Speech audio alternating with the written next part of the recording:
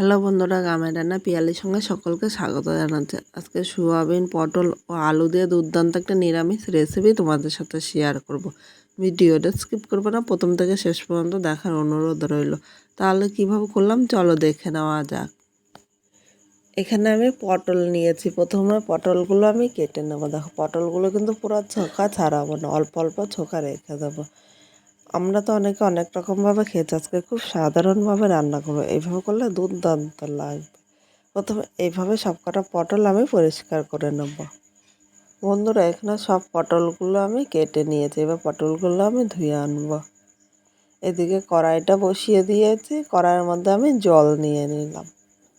এবার এর মধ্যে হাফ চামচ লবণ নিয়েছি। এই লবণটা জলের সাথে ভালো করে মিশিয়ে নেব। এবার এই জায়গায় দেখো সোয়াবিন নিয়েছি, এর মধ্যে আমি দিয়ে দিলাম। আমি 4 থেকে 5 মিনিট সোয়াবিনটা ভালো করে ফুটিয়ে নেব। আমাদের যখন খুব দেরি হয়ে যায় তখন এইভাবে সোয়াবিনটা কিন্তু একটু ফুটিয়ে তারপর রান্না করবে। আর একটু সময় বেশি থাকলে তাহলে 30 থেকে 40 মিনিট গরম জলে ভিজিয়ে রাখবে। গরম জলে ভিজিয়ে রাখলে কিন্তু সোয়াবিনটা খুব সুন্দরভাবে নরম হবে। এখন এইভাবে সোয়াবিনটা ঢাকা দিয়ে আরও কিছুক্ষণ রান্না করে নেব। বন্ধুরা, এখানে 4 মিনিট পর চলে এসেছে। সোয়াবিনটা দেখো সেদ্ধ হয়ে গিয়েছে। এবার একটা ছাঁকনির সাহায্যে সোয়াবিনটা আমি তুলে নিলাম। পুরো জলের থেকে কিন্তু এইভাবে ভালো করে তুলে নিতে হবে। আর এই সোয়াবিনটা তুলে সাথে সাথে ঠান্ডা জলের মধ্যে দিয়ে দেবো, কারণ সোয়াবিনটা সেদ্ধ করে নেওয়া হয়েছে, তাই আলাদা করে কিন্তু আর ভিজিয়ে রাখতে হবে না। এই জলের মধ্যে আমি নিয়ে নিলাম। এখানে সব সোয়াবিনগুলো নেওয়া হয়েছে। এবার এই জলের মধ্যে থেকে সোয়াবিনগুলো আমি একদম জল নিগড়িয়ে তুলে নেব। ঠান্ডা জলে দেওয়াতে সোয়াবিনটা কিন্তু আর গরম থাকবে না, তাই এইভাবে সাথে সাথে তোমরা কাজটি করে নিতে পারবে। এখানে দেখো আমার সব সোয়াবিনগুলো নেওয়া হয়ে গিয়েছে। এদিকে কড়াইটা পরিষ্কার করে আবারও কড়াইটা বসিয়ে দিলাম। এবার এর মধ্যে আমি সর্ষের তেল নিয়ে নিয়েছি। তেলটা প্রথমে ভালো করে গরম করে নিতে হবে। তেলটা গরম হয়ে গিয়েছে। এবার এই জায়গায় আমি ছোটো চামচে 1 চামচ লবণ নিয়েছি ও হাফ চামচ হলুদ দিলাম। এই লবণ ও হলুদটা প্রথমে তেলের সাথে ভালো করে নেড়ে চেড়ে মিশিয়ে নেব। এবার এর মধ্যে আমি সোয়াবিনগুলো দিয়ে দিলাম। সোয়াবিনগুলো এর সাথে নেড়ে চেড়ে মিশিয়ে নিলাম। সোয়াবিনটা যখন ভাজবে আগে তেলের মধ্যে এইভাবে লবণ ও হলুদ দিলে সোয়াবিনের সাথে খুব সুন্দরভাবে মিশবে। ইচ্ছা করলে তোমরা পরেও দিতে পারো, কিন্তু পরে দিলে আমার মনে হয় হলুদটা এত সুন্দরভাবে সোয়াবিনের সাথে মিশবে না। এখন মিডিয়াম আগুনে সোয়াবিনগুলো হালকা লাল করে ভেজে নেব। আর এইভাবে ভেজে নিলে সোয়াবিনটা খেতে কিন্তু দুর্দান্ত লাগবে। বন্ধুরা, এখানে সোয়াবিনটা ভাজা হয়ে গিয়েছে। এবার আমি তুলে নিলাম। আর এর থেকে বেশি ভাজবো না, এর থেকে বেশি ভাজলে কিন্তু খেতে ভালো লাগবে না। কড়াইতে আবার আমি 2 চামচ সর্ষের তেল নিয়ে নিলাম। এবার তেলটা আবার ভালো করে গরম করে নিতে হবে। এখন এর মধ্যে আমি পটলগুলো নিয়ে নিলাম। এবার এর মধ্যে স্বাদ অনুযায়ী লবণ নিয়েছি ও হাফ চামচ হলুদ দিলাম। হলুদ ও লবণটা পটলের সাথে নেড়ে চেড়ে মিশিয়ে পটলটা মিডিয়াম আগুনে হালকা লাল করে ভেজে নেব। এখানে হলুদ ও লবণটা আগে দিয়েছি, তাহলে পটল ভাজার কালারটা সুন্দর হবে। এখানে হলুদটা ইচ্ছে করলে তোমরা পরেও নিতে পারো। এইভাবে মিডিয়াম আগুনে 3 থেকে 4 মিনিট পটলটা লাল করে ভেজে নিচ্ছি। বন্ধুরা, এখানে পটলটা দেখো লাল করে ভাজা হয়েছে। আর এর থেকে বেশি ভাজবো না, তাহলে পুরো লেগে যাবে, খেতে ভালো লাগবে না। এবার আমি পটলটা তুলে নিলাম। দেখো, এই জায়গায় অনেকটাই তেল আছে, তাই আলাদা করে কিন্তু তেল দেবো না। আর পটল ভাজতে খুব অল্প তেলে তোমরা পটলটা ভেজে নিতে পারবে। এই তেলের মধ্যে একটা শুকনো লঙ্কা ও একটা তেজপাতা আমি সম্বাদ দিয়েছি। এর সাথে আমি সামান্য একটু হিং দিলাম। যেহেতু নিরামিষ রান্না করছি, একটু হিং দিলে খেতে দুর্দান্ত লাগবে। এবার 1 সেকেন্ড আমি ভেজে নেব। 1 সেকেন্ড ভেজে নিয়েছি। এবার এখানে দেখো আদা, কাঁচা লঙ্কা ও জিরা একসাথে আমি পাটায় বেটে নিয়েছি।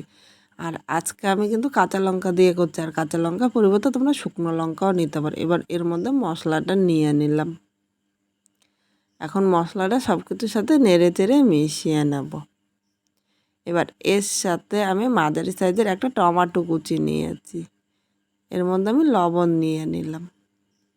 এই মশলা কষাতে কষাতে টমেটোটাও কিন্তু মশলার সাথে মিশে যাবে। যেহেতু লবণ দিয়েছি, আর লবণ দিলে টমেটোটা কিন্তু তাড়াতাড়ি মিশে যায়। মিডিয়াম আগুনে এই মশলাটা আমি 4 থেকে 5 মিনিট কষিয়ে নেব। আর মশলা কষানো যত সুন্দর হবে এটা খেতে কিন্তু ততটাই সুস্বাদু লাগবে। মশলার থেকে দেখো তেল ছেড়ে দিয়েছে। এবার এর মধ্যে আমি হাফ চামচ কাশ্মীরি লঙ্কার গুঁড়ো দিলাম। এটা কিন্তু কোনো ঝালের জন্য না, শুধুমাত্র কালারের জন্য। আমি ঝালের জন্য এই জায়গায় 5টা কাঁচা লঙ্কা নিয়েছি। তোমরা যদি একটু ঝাল আর একটু পছন্দ করো তাহলে একটু লঙ্কার গুঁড়ো নিতে পারো। এর সাথে হলুদ নিয়ে নিলাম ও স্বাদ অনুযায়ী লবণ নিয়েছি। আবার এর সাথে নেড়ে চেড়ে মিশিয়ে নিলাম। এবার সামান্য একটু জল দিয়ে মশলাটা কষিয়ে নেব। এইভাবে অল্প অল্প করে দিয়ে মশলাটা কষালে মশলা কষানো যত সুন্দর হবে এটা খেতে কিন্তু ততটাই ভালো লাগবে। বন্ধুরা এখানে দেখো মশলাটা কষানো হয়ে গিয়েছে আর মশলা থেকে তেলও ছেড়ে দিয়েছে। এবার এর মধ্যে ভেজে রাখা প্রথমে পটলটা নিয়ে নিলাম, এরপর সোয়াবিন নিয়েছি। এবার পটল ও সোয়াবিনটা এর সাথে নেড়ে চেড়ে মিশিয়ে ভালো করে কষিয়ে নিতে হবে। আর 1 থেকে 2 মিনিট কষিয়ে নেব। এইভাবে অল্প অল্প করে কষালে কষানোটাও কিন্তু খুব সুন্দর হবে। এখানে 2 মিনিট কষিয়ে নিয়েছি। এবার এই জায়গায় আমি যে সেদ্ধ আলুটা নিয়েছি এর মধ্যে দিয়ে দিলাম। এই সেদ্ধ আলু নেওয়ার একটাই কারণ হলো অনেকে সুগারের ভয়ে আলু খেতে চায় না। তারা এইভাবে আগের থেকে সেদ্ধ করে তারপর আলুটা রান্না করবে, তারাও কিন্তু ভালোবেসে খেয়ে নিতে পারবে। এখানে আমি 4টে আলু নিয়েছি। আলুটা তোমরা কম বেশি করে নিয়ে নিতে পারো। এবার এই আলুটা সব কিছুর সাথে নেড়ে চেড়ে মিশিয়ে আরও 2 মিনিট মিডিয়াম আগুনে কষিয়ে নেব। বন্ধুরা এখানে 2 মিনিট কষিয়ে নিয়েছে আর দেখো মশলাটা কষানো খুব সুন্দর হয়েছে। এবার এর মধ্যে গরম জল নিয়ে নিলাম। অবশ্য তোমরা চেষ্টা করবে একটু গরম জল নিতে। গরম জল নিলে ঝোলটা তাড়াতাড়ি ফুটবে ও আলু সোয়াবিনটা কিন্তু তাড়াতাড়ি সেদ্ধ হয়ে যাবে। আর এই ঝোলটাও খেতে দুর্দান্ত লাগবে। ঠান্ডা জল নিলে এখানে সোয়াবিন আলু পটল শক্ত থাকবে, তখন খেতে কিন্তু একদম ভালো লাগবে না।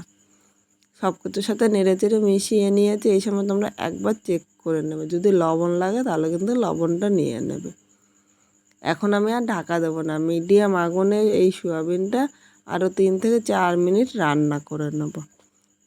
এখানে সোয়াবিনটা হয়ে গিয়েছে। এবার এর মধ্যে আমি গরম মশলা দিয়ে দিলাম। আর যারা ঘি পছন্দ করে এখানে কিন্তু ঘিও নিয়ে নিতে পারো, কিন্তু আমার ঘিয়ের থেকে মনে হয় গরম মশলা দিলে এটা খেতে বেশি ভালো লাগে। আর এখানে কিন্তু আমি বেশি ঝোল রাখি না, একটু গা মাখা করব। কারণ গা মাখা আমার কাছে বেশি ভালো লাগে। আজকে আমি রুটি দিয়ে খাবো, তার জন্য এইভাবে রান্না করলাম। তোমরা ইচ্ছে করলে গরম ভাত দিয়েও খেতে পারো, খেতে কিন্তু দুর্দান্ত লাগবে। এখানে গরম মশলাটা মিশিয়ে নিয়েছি। এবার 1 মিনিট স্ট্যান্ডিং টাইমে আমি রেখে দিলাম। 1 মিনিট পর নামিয়ে নিলাম। আজকে খুব সাধারণভাবে এই সোয়াবিনটা রান্না করেছি। তোমাদের কাছে কীরকম লাগলো কমেন্ট করে জানাতে কিন্তু ভুলো না। নতুন কোনো বন্ধু আমার এই ভিডিওটি দেখতে আসলে ভালো লাগলে একটা লাইক শেয়ার ও কমেন্ট করো। সাবস্ক্রাইব করে পাশে থেকো, যাতে নতুন নতুন ভিডিও আপলোড করলে সবার আগে নোটিফিকেশন আপনার কাছে পৌঁছে যায়। আর এইভাবে রান্না করলে খেয়ে কীরকম লাগলো সেটাও কিন্তু জানাতে ভুলবে না।